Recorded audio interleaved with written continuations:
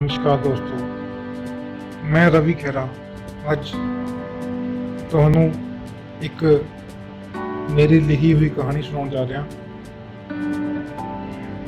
ਜਿਸ ਕਹਾਣੀ ਦੇ ਵਿੱਚ ਦਰਸਾਇਆ ਹੈ ਕਿ ਕਿਸ ਤਰ੍ਹਾਂ ਸ਼ਰਾਬ ਇੱਕ ਵਿਅਕਤੀ ਦੀ ਜ਼ਿੰਦਗੀ ਖਰਾਬ ਕਰਦੀ ਹੈ, ਨਾਲ ਉਸ ਦੇ ਪਰਿਵਾਰ ਨੂੰ ਵੀ ਪੂਰੀ ਤਰ੍ਹਾਂ ਤਬਾਹ ਕਰ ਦਿੰਦੀ ਹੈ। ਇਹੀ ਦਿਖਾਉਣ ਦੀ ਕੋਸ਼ਿਸ਼ ਕੀਤੀ ਹੈ ਮੈਂ ਇਸ ਕਹਾਣੀ ਦੇ ਵਿੱਚ। ਤੇ ਇਸ ਕਹਾਣੀ ਦਾ ਕਿਸੇ ਵੀ ਵਿਅਕਤੀ ਜਾਂ ਘਟਨਾ ਨਾਲ ਕੋਈ ਸੰਬੰਧ ਨਹੀਂ ਹੈ, ਇਹ ਇੱਕ ਕਲਪਨਾ ਹੈ ਤੇ ਇਸ ਨੂੰ ਕਿਸੇ ਦੀ ਵੀ ਜ਼ਿੰਦਗੀ ਨਾਲ ਨਾ ਜੋੜਿਆ ਜਾਵੇ। ਦੋਸਤੋ, ਕਹਾਣੀ ਸ਼ੁਰੂ ਕਰਦਿਆਂ ਦੱਸ ਰਿਹਾ ਕਿ ਸ਼ਾਮ ਦਾ ਸਮਾਂ ਹੈ। ਇੱਕ ਔਰਤ ਬੈਠੀ ਰੋਟੀ ਬਣਾ ਰਹੀ ਹੈ ਚੁੱਲ੍ਹੇ ਤੇ। ਬਿਲਕੁਲ ਗਰੀਬ ਜਿਹਾ ਕੱਚਾ ਜਿਹਾ ਘਰ ਹੈ ਤੇ ਉਸਦਾ ਬੇਟਾ ਬੈਠਾ ਕੋਲ ਰੋਟੀ ਖਾ ਰਿਹਾ ਤੇ ਉਹ ਮਜ਼ਾਕੀਆ ਜਿਹੀ ਗੱਲ 'ਚ ਮੁੰਡਾ ਆਪਣੀ ਮਾਂ ਨੂੰ ਕਹਿੰਦਾ ਹੈ ਕਿ ਮਾਂ, ਅੱਜ ਮੇਰੀ ਰੋਟੀ ਤੇ ਥੋੜਾ ਘਿਓ ਵੱਧ ਲਾ ਲਈ। ਅੱਜ ਮੇਰਾ ਰਿਜ਼ਲਟ ਆਇਆ ਤੇ ਮੈਂ ਪੂਰੀ ਕਲਾਸ ਚੋਂ ਤੇ ਪੂਰੇ ਪਿੰਡ ਚੋਂ ਫਸਟ ਆਇਆ। ਹੁਣ ਮੈਂ 12 ਪਾਸ ਕਰ ਗਿਆ ਮਾਂ। ਤਾਂ ਉਹਦੀ ਮਾਂ ਕਹਿੰਦੀ ਹੈ ਕਿ ਬੇਟਾ, ਇਹ ਤਾਂ ਬਹੁਤ ਖੁਸ਼ੀ ਦੀ ਗੱਲ ਹੈ ਕਿ ਤੂੰ ਫਸਟ ਆਇਆ ਤੇ ਹੁਣ ਤੂੰ 12 ਪੜ੍ਹ ਲਿਆ ਤੇ ਹੁਣ ਕੋਈ ਕੰਮ ਕੁਮ ਲੱਗ, ਕੰਮ ਬਿਨਾਂ ਆਪਣਾ ਗੁਜ਼ਾਰਾ ਨਹੀਂ ਹੋਣਾ। ਤਾਂ ਇਹ ਸੁਣ ਕੇ ਜੋ ਉਸਦਾ ਬੇਟਾ ਉਹ ਜਿੱਦ ਕਰਦਾ ਹੈ ਕਿ ਨਹੀਂ ਮਾਂ, ਮੈਂ ਹਜੇ ਹੋਰ ਪੜ੍ਹਨਾ ਹੈ। ਤਾਂ ਉਹਦੀ ਮਾਂ ਕਹਿੰਦੀ ਹੈ ਕਿ ਨਹੀਂ ਬੇਟਾ, ਹੁਣ ਤੇਰਾ ਪੜ੍ਹਾਈ ਦਾ ਹੋਰ ਖਰਚਾ ਨਹੀਂ ਭਰ ਸਕਦੇ, ਤੂੰ ਕੋਈ ਕੰਮ ਨੂੰ ਦੇਖ ਤੇ ਕੰਮ ਲੱਗ ਜਾ। ਤਾਂ ਮੁੰਡਾ ਕਹਿੰਦਾ ਕਿ ਮਾਂ, ਲੋਕਾਂ ਦੇ ਜਵਾਕ ਤਾਂ 30 ਸਾਲਾਂ ਦੇ ਹੋ ਕੇ ਪੜ੍ਹਦੇ ਰਹਿੰਦੇ ਨੇ, ਮੈਂ ਹਜੇ 15 ਸਾਲਾਂ ਦਾ ਹੋਇਆ ਤੇ ਤੂੰ ਕਹਿ ਰਹੀ ਹੈ ਕਿ ਤੂੰ ਕੋਈ ਕੰਮ ਕੁਮ ਲੱਗ ਜਾ। ਨਹੀਂ ਮਾਂ, ਮੈਂ ਹਾਲੇ ਹੋਰ ਪੜ੍ਹਨਾ ਹੈ। ਤਾਂ ਉਹਦੀ ਮਾਂ ਕਹਿੰਦੀ ਹੈ ਕਿ ਬੇਟਾ, ਉਹ ਲੋਕ ਬਹੁਤ ਖੁਸ਼ਨਸੀਬ ਹੁੰਦੇ ਨੇ ਜਿਹੜੇ 30 ਸਾਲਾਂ ਦੇ ਹੋ ਕੇ ਵੀ ਪੜ੍ਹਦੇ ਰਹਿੰਦੇ ਨੇ। ਉਹਨਾਂ 'ਤੇ ਸਰਕਾਰਾਂ ਵੀ ਮਿਹਰਬਾਨ ਹੁੰਦੀਆਂ ਨੇ, ਪਰਮਾਤਮਾ ਵੀ ਉਹਨਾਂ 'ਤੇ ਮਿਹਰਬਾਨ ਹੁੰਦਾ ਹੈ। ਆਪਣੇ ਉਹੋ ਜਿਹੇ ਹਾਲਾਤ ਨਹੀਂ ਨੇ, ਆਪਾਂ ਨੂੰ ਹੁਣ ਕੋਈ ਕੰਮ ਕੁਮ ਕਰਨਾ ਹੀ ਪੈਣਾ ਹੈ ਤੇ ਤੂੰ ਪੜ੍ਹਾਈ ਦਾ ਖਹਿੜਾ ਛੱਡ ਤੇ ਕੋਈ ਕੰਮ ਕੁਮ ਲੱਗ ਜਾ। ਇੰਨਾ ਸੁਣ ਕੇ ਲੜਕਾ ਕਹਿੰਦਾ ਕਿ ਨਹੀਂ ਮਾਂ, ਮੈਂ ਹਲੇ ਪੜ੍ਹਨਾ ਹੀ ਹੈ। ਉਹਦੀ ਮਾਂ ਕਹਿੰਦੀ ਹੈ ਪੁੱਤ, ਆਪਾਂ ਗਰੀਬ ਲੋਕ ਹਾਂ, ਆਪਾਂ ਹੋਰ ਨਹੀਂ ਪੜ੍ਹ ਸਕਦੇ, ਤੂੰ ਕੋਈ ਕੰਮ ਕੁਮ ਲੱਗ। ਤਾਂ ਮੁੰਡਾ ਕਹਿੰਦਾ ਕਿ ਮਾਂ, ਬਾਪੂ ਤਾਂ ਕਹਿੰਦਾ ਕਿ ਜਿਹੜੇ ਬੰਦੇ ਦੇ ਹੱਥ ਪੈਰ ਸਹੀ ਸਲਾਮਤ ਨੇ ਉਹ ਬੰਦਾ ਕੋਈ ਗਰੀਬ ਨਹੀਂ ਹੁੰਦਾ, ਤੇ ਮਾਂ ਤੂੰ ਕਹਿ ਰਹੀ ਹੈ ਕਿ ਆਪਾਂ ਗਰੀਬ ਹਾਂ। ਤਾਂ ਉਸਦੀ ਮਾਂ ਕਹਿੰਦੀ ਹੈ ਕਿ ਨਹੀਂ ਬੇਟਾ, ਤੇਰੇ ਬਾਪ ਦਾ ਕੀ ਹੈ, ਉਹ ਤਾਂ ਹਰ ਰੋਜ਼ ਪੀ ਕੇ ਜਬੜੀਆਂ ਮਾਰਦਾ ਹੈ, ਉਹਨੂੰ ਸੁਰਤ ਤਾਂ ਹੁੰਦੀ ਨਹੀਂ, ਉਹ ਤਾਂ ਕੁਝ ਵੀ ਬੋਲਦਾ ਰਹਿੰਦਾ ਹੈ। ਦੱਸਦੀ ਹੈ ਕਿ ਜਦੋਂ ਦੀ ਮੈਂ ਵਿਆਹ ਕੇ ਆਈ ਹਾਂ, ਹਰ ਰੋਜ਼ ਇਹਦੇ ਇਹੀ ਲੱਛਣ ਨੇ, ਹਰ ਰੋਜ਼ ਸ਼ਰਾਬ ਪੀ ਲੈਂਦਾ ਹੈ, ਕੁੱਟਮਾਰ ਕਰਦਾ ਹੈ। ਮੈਂ ਬਹੁਤ ਤੰਗ ਆ ਗਈ ਹਾਂ ਤੋਂ। ਹੁਣ ਮੈਨੂੰ ਉਮੀਦ ਹੈ ਕਿ ਤੂੰ, ਮੇਰਾ ਪੁੱਤ ਜਵਾਨ ਹੋ ਗਿਆ ਤੇ ਆਪਣੇ ਹਾਲਾਤ ਕੋ ਸੁਧਰਨਗੇ, ਤੂੰ ਹੁਣ ਜਲਦੀ ਕੋਈ ਕੰਮ ਕੁਮ ਲੱਗ। ਤਾਂ ਇੱਦਾਂ ਗੱਲਬਾਤ ਕਰਦਿਆਂ ਲੜਕੇ ਦਾ ਜਿਹੜਾ ਪਿਤਾ ਹੈ ਉਹ ਬਾਹਰੋਂ ਆਉਂਦਾ ਹੈ, ਫੁੱਲ ਸ਼ਰਾਬ ਦਾ ਰੱਜਿਆ ਹੋਇਆ, ਹੱਥ ਵਿੱਚ ਉਹਦੇ ਸ਼ਰਾਬ ਵੀ ਹੋਰ ਫੜੀ ਹੋਈ ਹੈ। ਤੇ ਉਹ ਜਦੋਂ ਇਹ ਗੱਲ ਸੁਣਦਾ ਹੈ ਉਸਦੀ ਮਾਂ ਦੇ ਮੂੰਹ, ਤਾਂ ਉਸਨੂੰ ਗੁੱਸਾ ਆ ਜਾਂਦਾ ਤੇ ਉਹ ਉਸਦੀ ਮਾਂ ਦੀ ਕੁਝ ਮੰਨਣ ਲੱਗਦਾ ਹੈ। ਤਾਂ ਉਸ ਸਮੇਂ ਉਹ ਲੜਕਾ ਵਿਚਕਾਰ ਆ ਜਾਂਦਾ ਤੇ ਉਸਨੂੰ ਛੁਡਾ ਦਿੰਦਾ ਹੈ। ਫਿਰ ਸਾਰੇ ਜਣੇ ਰੋਟੀ ਖਾਣ ਵਿੱਚੋਂ ਸੌ ਜਾਂਦੇ ਹੈ। ਸਵੇਰ 4 ਵਜੇ ਦਾ ਸਮਾਂ, ਉਸ ਮੁੰਡੇ ਦੇ ਪਿਤਾ ਨੂੰ ਉਲਟੀ ਆਉਂਦੀ ਹੈ, ਜਿਸ ਤੇ ਉਹ ਉਸਨੂੰ ਲੈ ਕੇ ਨੇੜੇ ਦੇ ਹਸਪਤਾਲ ਪਹੁੰਚ ਜਾਂਦੇ ਆ। ਉੱਥੇ ਜਾ ਕੇ ਦਾਖਲ ਕਰਨ ਤੋਂ ਬਾਅਦ ਡਾਕਟਰ ਉਸ ਮੁੰਡੇ ਨੂੰ ਆਪਦੇ ਕੇਬਿਨ 'ਚ ਬੁਲਾਉਂਦਾ ਤੇ ਕਹਿੰਦਾ ਕਿ ਬੇਟਾ, ਹਰ ਰੋਜ਼ ਸ਼ਰਾਬ ਪੀਣ ਕਰਕੇ, ਬਹੁਤ ਜ਼ਿਆਦਾ ਸ਼ਰਾਬ ਪੀਣ ਕਰਕੇ ਤੁਹਾਡੇ ਪਾਪਾ ਦਾ ਜੋ ਲੀਵਰ ਹੈ ਉਹ ਪੂਰੀ ਤਰ੍ਹਾਂ ਡੈਮੇਜ ਹੋ ਚੁੱਕਿਆ ਹੈ ਤੇ ਹੁਣ ਕੋਈ ਦਵਾਈ ਇਹਨਾਂ ਤੇ ਅਸਰ ਨਹੀਂ ਕਰਦੀ। ਹੁਣ ਬਿਹਤਰ ਇਹੀ ਹੈ ਕਿ ਤੁਸੀਂ ਇਹਨਾਂ ਨੂੰ ਘਰੇ ਲੈ ਜਾਓ ਤੇ ਜਿੰਨਾ ਹੋ ਸਕਦਾ ਇਹਨਾਂ ਦੀ ਸੇਵਾ ਕਰ ਸਕਦੇ ਹੋ। ਇਹ ਹੁਣ ਬਹੁਤਾ ਚਿਰ ਜਿਉਂਦੇ ਨਹੀਂ ਰਹਿ ਸਕਦੇ। ਤਾਂ ਮੁੰਡਾ ਰੋਣ ਲੱਗਦਾ ਤੇ ਡਾਕਟਰ ਨੂੰ ਕਹਿੰਦਾ, ਨਹੀਂ ਡਾਕਟਰ ਸਾਹਿਬ, ਕੋਈ ਤਾਂ ਹੱਲ ਹੋਊਗਾ, ਤੁਸੀਂ ਮੇਰੇ ਪਾਪਾ ਨੂੰ ਬਚਾਓ। ਮੈਨੂੰ ਭਾਵੇਂ ਕੁਝ ਵੀ ਕਰਨਾ ਪਵੇ ਮੈਂ ਕਰਾਂਗਾ, ਤੁਸੀਂ ਮੇਰੇ ਪਾਪਾ ਨੂੰ ਬਚਾਓ। ਤਾਂ ਡਾਕਟਰ ਕਹਿੰਦਾ ਕਿ ਬੇਟਾ, ਆਪਣੇ ਕੋਲ ਸਿਰਫ ਇੱਕੋ ਹੀ ਇਲਾਜ ਹੈ ਕਿ ਆਪਾਂ ਇਹਨਾਂ ਦਾ ਲੀਵਰ ਬਦਲ ਦਈਏ, ਕਿ ਜਿਹਦਾ ਖਰਚਾ ਆਪਣੇ ਵੱਸੋਂ ਬਹੁਤ ਜ਼ਿਆਦਾ ਹੈ। ਤਾਂ ਹੀ ਮੈਂ ਕਹਿ ਰਿਹਾ ਕਿ ਤੁਸੀਂ ਇਹਨਾਂ ਨੂੰ ਲੈ ਜਾਓ, ਹੁਣ ਕੋਈ ਇਲਾਜ ਨਹੀਂ ਹੋ ਸਕਦਾ। ਤਾਂ ਮੁੰਡਾ ਪੁੱਛਦਾ ਕਿ ਡਾਕਟਰ ਸਾਹਿਬ, ਨਹੀਂ ਫਿਰ ਵੀ ਦੱਸੋ ਕਿੰਨਾ ਖਰਚਾ ਆਏਗਾ। ਤਾਂ ਡਾਕਟਰ ਕਹਿੰਦਾ ਕਿ ਬੇਟਾ 30-35 ਲੱਖ ਰੁਪਏ ਆਪਰੇਸ਼ਨ ਦਾ ਖਰਚਾ ਹੋਏਗਾ ਤੇ ਸਾਨੂੰ ਲੀਵਰ ਦਾ ਹਿੱਸਾ ਵੀ ਇਹਨਾਂ ਦੇ ਬਦਲਣ ਦੇ ਲਈ ਚਾਹੀਦਾ ਹੈ।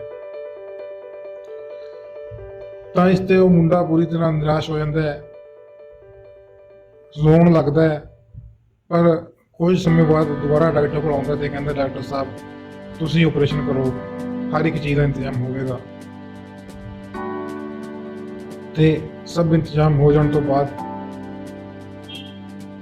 ਜਦੋਂ ਉਸਦੇ ਪਿਤਾ ਦਾ ਆਪਰੇਸ਼ਨ ਕਰ ਦਿੱਤਾ ਜਾਂਦਾ ਹੈ, ਸਫਲ ਆਪਰੇਸ਼ਨ ਹੋ ਜਾਂਦਾ ਹੈ। ਜਦੋਂ ਛੁੱਟੀ ਮਿਲਦੀ ਹੈ, ਘਰੇ ਆਉਣ ਲੱਗਦੀ ਹੈ ਤੇ ਡਾਕਟਰ ਕਹਿੰਦਾ ਹੈ ਕਿ ਦੇਖੋ ਸਰਦਾਰ ਜੀ, ਅੱਜ ਤੋਂ ਬਾਅਦ ਤੁਸੀਂ ਕਦੇ ਵੀ ਸ਼ਰਾਬ ਨਾ ਪੀਓ। ਜੇ ਅੱਜ ਤੋਂ ਬਾਅਦ ਵੀ ਸ਼ਰਾਬ ਪੀਓਗੇ ਤਾਂ ਮੁੜ ਕੇ ਤੁਸੀਂ ਮੇਰੇ ਕੋਲ ਆਉਣਗੇ ਨਹੀਂ ਬਚਣਾ। ਹੁਣ ਵੀ ਤੁਹਾਨੂੰ ਇੱਕ ਬਹੁਤ ਵੱਡਾ ਜ਼ਿੰਮੇਦਾਰ ਮਿਲਿਆ ਹੈ ਤੇ ਇਸ ਤੋਂ ਬਾਅਦ ਹੋਰ ਕੁਝ ਨਹੀਂ ਹੋ ਸਕਦਾ। ਇਹਨਾਂ ਕਹਿ ਕੇ ਡਾਕਟਰ ਉਹਨਾਂ ਨੂੰ ਛੁੱਟੀ ਦੇ ਦਿੰਦਾ ਹੈ, ਘਰੇ ਆ ਜਾਂਦੇ ਨੇ। ਤੇ ਹੁਣ ਪਰਿਵਾਰ ਉਹਨਾਂ ਦਾ ਸਭ ਖੁਸ਼ੀ ਵਸਦਾ ਹੈ। ਤੇ ਜੋ ਲੜਕਾ ਉਸ ਟਾਈਮ ਪੜ੍ਹਨ ਦੀ ਜਿੱਦ ਕਰ ਰਿਹਾ ਸੀ, ਹੁਣ ਉਸਦੀ ਪੜ੍ਹਾਈ ਬਹੁਤ ਪਿੱਛੇ ਰਹਿ ਗਈ ਹੈ, ਜੋ ਕੰਮ ਸਿੱਖਣ ਲੱਗ ਜਾਂਦਾ ਹੈ। ਇੱਦਾਂ ਕਰਦਿਆਂ ਲਗਭਗ 6 ਮਹੀਨੇ ਬੀਤ ਜਾਂਦੇ ਹੈ। ਸ਼ਾਮ ਦਾ ਸਮਾਂ ਹੈ, ਲੜਕੇ ਦੀ ਮਾਂ ਜੋ ਹੈ ਰੋਟੀ ਬਣਾਉਣ ਦੀ ਤਿਆਰੀ ਕਰ ਰਹੀ ਹੈ ਤੇ ਉਹ ਲੜਕਾ ਆਉਂਦਾ ਸਾਈਕਲ ਤੇ ਆ ਕੇ ਆਪਦੀ ਮਾਂ ਨੂੰ ਕੁਝ ਪੈਸੇ ਫੜਾਉਂਦਾ ਹੈ। ਉਹਦੀ ਮਾਂ ਪੁੱਛਦੀ ਹੈ, ਬੇਟਾ ਇਹ ਪੈਸੇ ਕਿੱਥੋਂ ਆਏ? ਤਾਂ ਮੁੰਡਾ ਦੱਸਦਾ ਕਿ ਮਾਂ, ਅੱਜ ਮੈਨੂੰ ਕੰਮ ਸਿੱਖਣ ਲੱਗੇ ਨੂੰ 6 ਮਹੀਨੇ ਹੋ ਗਏ ਤੇ ਹੁਣ ਮੇਰੇ ਉਸਤਾਦ ਨੇ ਕਿਹਾ ਵੀ ਤੂੰ ਕੰਮ ਸਿੱਖ ਗਿਆ ਪੂਰਾ, ਅੱਜ ਤੋਂ ਤੇਰੀ ਤਨਖਾਹ ਪੈਣੀ ਸ਼ੁਰੂ ਹੋ ਜੂ। ਆ ਲੈ ਪਹਿਲੀ ਵਾਰ ਦੇ ਕੁਝ ਪੈਸੇ ਲੈ ਜਾ ਤੇ ਕੱਲ ਤੋਂ ਕੰਮ ਤੇ ਟਾਈਮ ਨਾਲ ਆ ਜਾਇਆ ਕਰੀ, ਤੈਨੂੰ ਤਨਖਾਹ ਮਿਲਣ ਲੱਗ ਜੂ ਹੁਣ ਤੋਂ। ਉਸਦੀ ਮਾਂ ਨੂੰ ਵੀ ਬਹੁਤ ਖੁਸ਼ੀ ਹੁੰਦੀ ਹੈ ਕਿ ਉਸਦਾ ਬੇਟਾ ਹੁਣ ਕਮਾਈ ਕਰਨ ਵਾਲਾ ਹੋ ਗਿਆ, ਹੁਣ ਉਹਨਾਂ ਦੇ ਘਰ ਪੈਸੇ ਆਉਣ ਲੱਗ ਜਾਣਗੇ। ਤੇ ਉਹ ਖੁਸ਼ੀ ਗੱਲਾਂ ਕਰਦੇ ਹੁੰਦੇ ਆ ਤੇ ਮੁੰਡਾ ਪੁੱਛਦਾ ਕਿ ਮਾਂ, ਬਾਪੂ ਕਿੱਥੇ ਗਿਆ? ਕਦੀ ਮਾਂ ਦੱਸਦੀ ਹੈ ਕਿ ਉਹ ਬਾਹਰ ਕਿਤੇ ਘੁੰਮਣ ਫਿਰਨ ਗਿਆ, ਥੋੜੀ ਦੇਰ ਤੱਕ ਆ ਜਾਏਗਾ। ਇਹ ਮੁੰਡਾ ਕਹਿੰਦਾ ਕਿ ਮਾਂ, ਘੁੰਮਣ ਫਿਰਨ ਕਿਉਂ ਜਾ ਦਿੱਤਾ, ਕਿਤੇ ਅੱਜ ਨਾ ਫੇਰ ਉਹ ਉਸੇ ਦਿਨ ਵਾਂਗੂ ਸ਼ਰਾਬ ਪੀ ਲਵੇ। ਉਹਦੀ ਮਾਂ ਕਹਿੰਦੀ ਹੈ ਕਿ ਨਹੀਂ ਬੇਟਾ, ਹੁਣ ਉਹ ਸਿਆਣਾ ਹੋ ਗਿਆ, ਨਹੀਂ ਸ਼ਰਾਬ ਪੀਂਦਾ ਹੁਣ। ਏਦਾਂ ਉਹ ਗੱਲਾਂ ਕਰਦੇ ਹੀ ਹੁੰਦੇ ਨੇ ਕਿ ਉਹਦਾ ਲੜਕੇ ਦਾ ਜੋ ਪਿਤਾ ਹੈ ਬਾਹਰੋਂ ਆਉਂਦਾ ਹੈ, ਅੱਜ ਫੇਰ ਉਸਨੇ ਸ਼ਰਾਬ ਪੀ ਰੱਖੀ ਹੈ। ਬਸ ਉਹਨੂੰ ਸ਼ਰਾਬ ਪੀਤਾ ਹੋਇਆ ਦੇਖ ਕੇ ਲੜਕਾ ਤੇ ਉਸਦੀ ਮਾਂ ਉਸਨੂੰ ਲੜਨ ਲੱਗ ਪੈਂਦੇ ਹਨ ਕਿ ਉਹ ਕਿਉਂ ਅੱਜ ਫੇਰ ਸ਼ਰਾਬ ਪੀ ਗਿਆ ਹੈ। ਇਹ ਸੁਣ ਕੇ ਉਸਨੂੰ ਗੁੱਸਾ ਆਉਂਦਾ ਹੈ ਤੇ ਉਹ ਉਸ ਮੁੰਡੇ ਦੀ ਮਾਣ ਦੇ ਲਈ ਇੱਕ ਡੰਡਾ ਚੱਕ ਕੇ ਉਸ ਵੱਲ ਚੱਲਦਾ ਹੈ। ਜਦੋਂ ਮਾਣ ਲੱਗਦਾ ਹੈ ਤਾਂ ਮੁੰਡਾ ਵਿਚਕਾਰ ਆ ਜਾਂਦਾ ਹੈ ਤੇ ਉਸਦੇ ਪੇਟ ਦੇ ਵਿੱਚ ਉਹ ਡੰਡਾ ਵੱਜਦਾ ਹੈ, ਜਿਸ ਨਾਲ ਉਹ ਮੁੰਡਾ ਬੇਹੋਸ਼ ਹੋ ਕੇ ਡਿੱਗ ਪੈਂਦਾ ਹੈ। ਬੇਹੋਸ਼ ਹੋਣ ਤੋਂ ਬਾਅਦ ਜਦੋਂ ਉਸਨੂੰ ਡਾਕਟਰ ਕੋਲ ਲੈ ਕੇ ਜਾਂਦੇ ਹੈ ਤਾਂ ਡਾਕਟਰ ਦੇਖਦਾ ਹੈ ਕਿ ਉਸ ਮੁੰਡੇ ਦੇ ਪਿਤਾ ਨੇ ਅੱਜ ਵੀ ਸ਼ਰਾਬ ਪੀਤੀ ਹੋਈ ਹੈ, ਨਸ਼ੇ ਦੀ ਹਾਲਤ 'ਚ ਹੈ। ਉਸ ਮੁੰਡੇ ਨੂੰ ਦਾਖਲ ਕਰ ਲਿਆ ਜਾਂਦਾ ਹੈ ਤੇ ਉਹ ਡਾਕਟਰ ਮੁੰਡੇ ਦੇ ਪਿਤਾ ਨੂੰ ਆਪਣੇ ਕੈਬਿਨ 'ਚ ਬੁਲਾ ਕੇ ਸਾਰੀ ਗੱਲ ਪੁੱਛਦਾ ਹੈ। ਤਾਂ ਮੁੰਡੇ ਦਾ ਪਿਤਾ ਦੱਸਦਾ ਹੈ ਕਿ ਅੱਜ ਫੇਰ ਉਹ ਪਿੰਡ ਦੇ ਵਿੱਚ ਘੁੰਮਣ ਫਿਰਨ ਗਿਆ ਸੀ ਤੇ ਉਸਦੇ ਕੁਝ ਪੁਰਾਣੇ ਸ਼ਰਾਬੀ ਯਾਰ ਬੈਠੇ ਸੀ, ਜਿਨ੍ਹਾਂ ਨੇ ਉਹਨੂੰ ਤਾਨੇ ਮਾਰੇ, ਆਪਣੇ ਕੋਲ ਬੁਲਾ ਲਿਆ ਤੇ ਧੱਕੇ ਨਾਲ ਪਿਆਤੀ, ਜਿਸ ਕਰਕੇ ਉਹਨਾਂ ਦੇ ਘਰੇ ਲੜਾਈ ਹੋਈ ਤੇ ਇਸ ਮੁੰਡੇ ਦੇ ਸੱਟ ਵੱਜੀ। ਇੰਨਾ ਸੁਣਦੇ ਹੀ ਡਾਕਟਰ ਕਹਿੰਦਾ ਕਿ ਸਰਦਾਰ ਜੀ, ਮੈਂ ਤੁਹਾਨੂੰ ਪਹਿਲਾਂ ਵੀ ਕਿਹਾ ਸੀ ਤੁਸੀਂ ਸ਼ਰਾਬ ਨਹੀਂ ਪੀਣੀ, ਪਰ ਤੁਸੀਂ ਸ਼ਰਾਬ ਨਹੀਂ ਛੱਡ ਸਕੇ। ਚਲੋ ਮੈਂ ਕਰਦਾ ਕੋਸ਼ਿਸ਼ ਜਿੰਨਾ ਮੇਰੇ ਤੋਂ ਹੁੰਦਾ ਹੈ, ਮੈਂ ਦਵਾਈ ਸ਼ੁਰੂ ਕਰਦਾ, ਤੁਹਾਡੇ ਬੇਟੇ ਨੂੰ ਬਚਾਉਣ ਦੀ ਕੋਸ਼ਿਸ਼ ਕਰਾਂਗਾ। ਪਰ 4 ਘੰਟੇ ਬਾਅਦ ਫਿਰ ਡਾਕਟਰ ਲੜਕੇ ਦੇ ਪਿਤਾ ਨੂੰ ਆਪਣੇ ਕੇਬਿਨ 'ਚ ਬੁਲਾਉਂਦਾ ਹੈ ਤੇ ਕਹਿੰਦਾ ਹੈ, ਸਰਦਾਰ ਜੀ ਤੁਹਾਡੇ ਬੇਟੇ ਨੂੰ ਅਸੀਂ ਬਚਾ ਨਹੀਂ ਸਕੇ। ਤਾਂ ਉਸ ਮੁੰਡੇ ਦਾ ਪਿਤਾ ਰੋਣ ਲੱਗਦਾ ਹੈ ਤੇ ਕਹਿੰਦਾ ਹੈ ਕਿ ਨਹੀਂ ਸਰਦਾਰ ਜੀ, ਨਹੀਂ ਡਾਕਟਰ ਸਾਹਿਬ, ਕੋਈ ਤਾਂ ਹੱਲ ਹੋਏਗਾ, ਤੁਸੀਂ ਮੇਰੇ ਬੇਟੇ ਨੂੰ ਬਚਾਓ। ਬੇਸ਼ੱਕ ਤੁਸੀਂ ਮੇਰੇ ਸਰੀਰ ਦਾ ਕੋਈ ਅੰਗ ਕੱਢ ਕੇ ਉਹਦੇ ਸਰੀਰ ਦੇ ਵਿੱਚ ਪਾ ਦਿਓ, ਪਰ ਤੁਸੀਂ ਮੇਰੇ ਬੇਟੇ ਨੂੰ ਜਿਉਂਦਾ ਕਰੋ ਡਾਕਟਰ ਸਾਹਿਬ। ਮੈਂ ਕੁਝ ਵੀ ਕਰਨ ਨੂੰ ਤਿਆਰ ਹਾਂ, ਤੁਸੀਂ ਮੇਰੇ ਬੇਟੇ ਨੂੰ ਬਚਾਓ ਡਾਕਟਰ ਸਾਹਿਬ। ਇੱਦਾਂ ਕਹਿੰਦਾ ਹੋਇਆ ਰੋਣ ਲੱਗਦਾ ਹੈ ਤਾਂ ਡਾਕਟਰ ਇੱਕ ਪੁਰਾਣੀ ਫਾਈਲ ਕੱਢਦਾ ਹੈ ਤੇ ਉਸ ਲੜਕੇ ਦੇ ਪਿਤਾ ਨੂੰ ਫੜਾਉਂਦਾ ਹੈ। ਕਹਿੰਦਾ ਆਹ ਪੜ੍ਹ ਲਓ ਸਰਦਾਰ ਜੀ। ਉਸ ਫਾਈਲ ਦੇ ਵਿੱਚ ਲਿਖਿਆ ਹੋਇਆ ਸੀ ਕਿ ਅੱਜ ਤੋਂ 6 ਮਹੀਨੇ ਪਹਿਲਾਂ ਜਦੋਂ ਉਸ ਲੜਕੇ ਦਾ ਪਿਤਾ ਬਿਮਾਰ ਸੀ ਤਾਂ ਆਪਣੇ ਪਿਤਾ ਨੂੰ ਬਚਾਉਣ ਲਈ ਉਸ ਲੜਕੇ ਨੇ ਆਪਣਾ ਇੱਕ ਗੁਰਦਾ ਵੇਚਿਆ ਸੀ ਤਾਂ ਕਿ ਆਪਰੇਸ਼ਨ ਦਾ ਖਰਚਾ ਪੂਰਾ ਹੋ ਸਕੇ ਤੇ ਆਪਣੇ ਲਿਵਰ ਦਾ 40% ਹਿੱਸਾ ਆਪਣੇ ਪਿਤਾ ਨੂੰ ਦਾਨ ਕੀਤਾ ਸੀ ਤਾਂ ਕਿ ਉਹ ਜਿਉਂਦੇ ਰਹਿ ਸਕਣ। ਤੇ ਫਿਰ ਵੀ ਉਸਨੇ ਇਹ ਲਿਖਿਆ ਸੀ ਕਿ ਉਸਦੇ ਮਰਨ ਤੋਂ ਬਾਅਦ ਹੋਰ ਵੀ ਜਿਹੜੇ ਕੋਈ ਅੰਗ ਉਸਦੇ ਸਰੀਰ ਦੇ ਵਿੱਚੋਂ ਕੱਢੇ ਜਾ ਸਕਣ, ਉਹ ਕੱਢ ਕੇ ਕਿਸੇ ਹੋਰ ਨੂੰ ਦਾਨ ਕਰ ਦਿੱਤੇ ਜਾਣ ਤਾਂ ਕਿ ਉਸਦੇ ਪਿਤਾ ਦੇ ਇਲਾਜ ਦਾ ਜਿਹੜਾ ਖਰਚਾ ਉਹ ਪੂਰਾ ਹੋ ਸਕੇ। ਇੰਨਾ ਸੁਣਦੇ ਹੀ ਉਸ ਲੜਕੇ ਦਾ ਪਿਤਾ ਜੋ ਹੈ ਧਰਤੀ ਤੇ ਡਿੱਗ ਪੈਂਦਾ ਹੈ ਤੇ ਰੋਣ ਲੱਗਦਾ ਹੈ, ਦੁਨੀਆ ਨੂੰ ਕਹਿਣ ਲੱਗਦਾ ਹੈ ਕਿ ਲੋਕੋ ਛੱਡ ਦਿਓ ਸ਼ਰਾਬ, ਛੱਡ ਦਿਓ ਸ਼ਰਾਬ, ਛੱਡ ਦਿਓ ਸ਼ਰਾਬ।